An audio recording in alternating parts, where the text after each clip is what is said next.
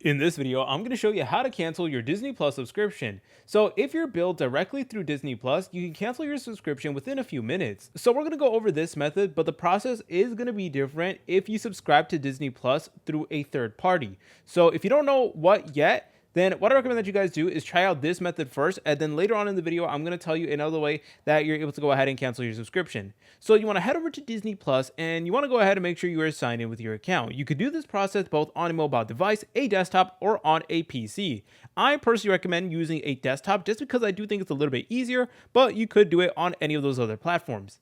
So anyways, once we signed into our Disney Plus account, let's go to the top left and press on our profile picture. You're then going to see this option that says account. Go ahead and press on it, and now wait for it to load in. Just go ahead and wait for it. I'm trying to avoid cutting this video too much, but anyways, over here you'll see this section that says subscriptions and billing, and you'll notice that we'll get Disney Plus and then monthly, and you just want to go ahead and click on that. Now, what you're able to do is you're able to go ahead and scroll all the way down. So scroll down, and then you'll see this option that says cancel subscription, and that is going to allow you to actually go ahead and cancel Disney Plus. You want to go ahead and press on it.